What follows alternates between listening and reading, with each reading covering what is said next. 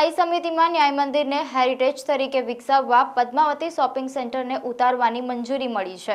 વડોદરા શહેરના ન્યાય મંદિર વિસ્તારને હેરિટેજ સ્ક્વેર તરીકે વિકસાવવા માટે જર્જરિત પદ્માવતી શોપિંગ સેન્ટરની બિલ્ડિંગને તોડી પાડવાની દરખાસ્ત પર શુક્રવારે સ્થાયી સમિતિએ મંજૂરીની મહોર મારી હતી। પદ્માવતી શોપિંગ સેન્ટરના મુદ્દે સંકલનમાં પણ ચર્ચા થઈ હતી, જે બાદ સ્થાયી સમિતિએ નિર્ણય લીધો હતો।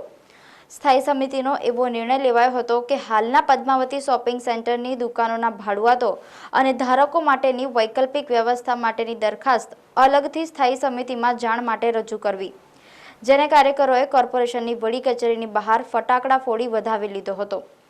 સ્થાયી સમિતિમાં મંજૂર કરવામાં આવેલા કામો અંગેની માહિતી સ્થાયી સમિતિ અધ્યક્ષ ડોક્ટર શીતલ મિસ્ત્રીએ આપી હતી। આજની સ્થાયી સમિતિમાં ટોટલ 31 કામ મૂકવામાં આવ્યા હતા, જેમાંથી 2 મુલતવી અને 8 કામને નામંજૂર કરવામાં આવ્યા છે। જે કામ મંજૂર થયા છે એમાં ખાસ કરીને જે પદ્માવતી શોપિંગ સેન્ટરવાળી બિલ્ડિંગ છે એ જર્જરિત હાલતમાં હોવાથી એનો એનડીટીનો રિપોર્ટ જે એક્સપર્ટ એજન્સી દ્વારા આપવામાં આવ્યો છે એ બિલ્ડિંગની હાલત ખૂબ ખરાબ છે અને ગમે ત્યારે બિલ્ડિંગ કોલેપ્સ થઈ શકે એવી કન્ડિશન છે। એટલે આ બિલ્ડિંગને વહેલી તકે ડિમોલિશ કરવાનો ઠરાવ કરવામાં આવ્યો છે। દુકાનદાર કે જે ભાડુઆતો છે એમના માટે વૈકલ્પિક વ્યવસ્થા કરવા માટે કમિશનરને અલગથી દરખાસ્ત લાવવાનું સૂચવવામાં આવ્યું છે। અન્ય કામો જે મંજૂર થયા છે એમાં પૂર્વ ઝોનમાં વરસાદી ગટરની સાફ સફાઈનો ઇજારો છે એ 25% ઓછાના ભાવથી 60 લાખની મર્યાદામાં મંજૂર કરવામાં આવ્યો છે। અટલાદરા તળાવના ઓવરફ્લો માટે ખિસકોલી સર્કલ તરફ નવીન વરસાદી ચેનલ બનાવવાનું કામ છે એ 12% વધુ પ્રમાણે 6 કરોડ 19 લાખના ખર્ચે મંજૂર કરવામાં આવ્યું છે। ભીમ તળાવ જંકશનથી વાસણા બાંકો કાંચ સુધી વરસાદી ગટર નાખવાનું કામ 6% ઓછા પ્રમાણે 3 કરોડ 60 લાખ 15 હજારના ખર્ચે મંજૂર કરવામાં આવ્યું છે।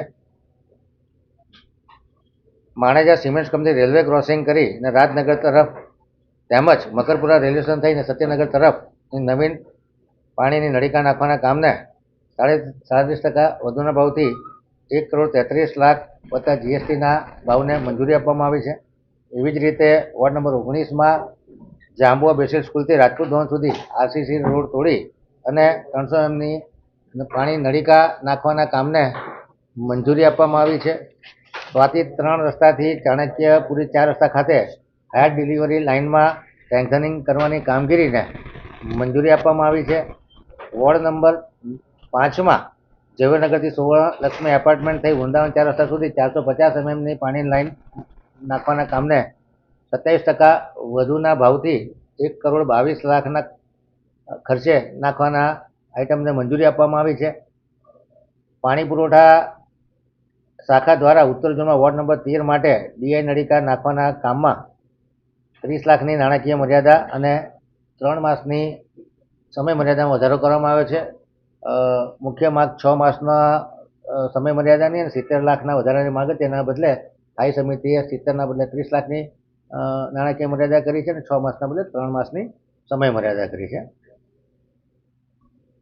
મકરપુરા જીઆઈડીસી પ્લોટ 204માં પ્રેસ શાખાની નવીન કચેરી બનાવવાના કામને હાલ પૂરતું મુલતવી રાખવામાં આવ્યું છે। વડોદરા શહેરમાં નવાપુરા સરદાર માર્કેટ ખાતે વહીવટી વોર્ડ 13ની ઓફિસના કામને મંજૂરી આપવામાં 3.5%ના વધુ ભાવનું કામ છે અને કામની ટોટલ કિંમત 2 કરોડ 18 લાખ જેવી થાય છે। પાણીગેટ ફાયર સ્ટેશન માટે સ્ટાફ ક્વાર્ટર્સના કામને મંજૂરી આપવામાં આવી છે 1.80%ના વધુના ભાવનું 8 કરોડ 44 લાખ 58 હજારના ભાવનું ટેન્ડરને મંજૂરી આપવામાં આવી છે। ઉત્તર ઝોનમાં સિવિલનો જે ઇજારો છે 10 કરોડનો સિવિલ કન્સ્ટ્રક્શનના કામનો ઇજાદારે 2% ઓછા ભર્યા હતા। સ્થાયી સમિતિએ એ ભાવ ઘટાડો કરી અને 15% પૈસા ઓછા કરવાનું ઠરાવ્યું છે, 2%ના બદલે -15%।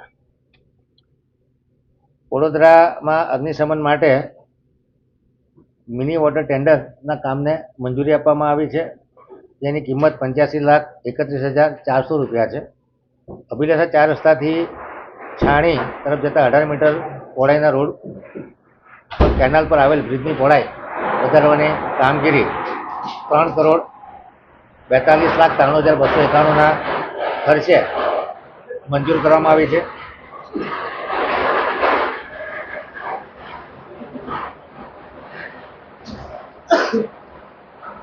નવીન કરોડિયા કમાન્ડ વિસ્તારમાં પાણીનું નવીન નેટવર્ક નાખવાના કામ 87,17,00,000ના ખર્ચે મંજૂર કરવામાં આવ્યું છે. કરોડિયા વિસ્તારમાં 36 લાખ લીટર કેપેસિટર ભૂગર્ભ સમ્પ ફીડર લાઇન અને પમ્પિંગ મશીનરી ઇન્સ્ટ્રુમેન્ટેશન સિવિલ ઇન્ફ્રાસ્ટ્રક્ચરના કામને 13,51,17,721 વત્તા જીએસટી જે 39.11% વધુના કામને મંજૂરી આપવામાં આવી. કીધું એમ કે દુકાનદારોને નોટિસ આપી અને એમને કમ્ફર્ટેબલ ટાઈમ આપવામાં આવશે. વૈકલ્પિક વ્યવસ્થા ફાળવ્યા બાદ દુકાનો ખાલી કરાવશે, કાર્યવાહી થશે કે નજીકના દિવસોમાં? કમિશનર સાહેબને સૂચના આપવામાં આવી છે કે વૈકલ્પિક વ્યવસ્થા માટેની દરખાસ્ત અલગથી લાવવાની રહેશે. આજની તારીખે સ્ટેન્ડિંગમાં બિલ્ડિંગ જર્જરિત છે અને જોખમી છે એટલે ઉતારવાના કામને મંજૂરી આપવામાં આવી છે.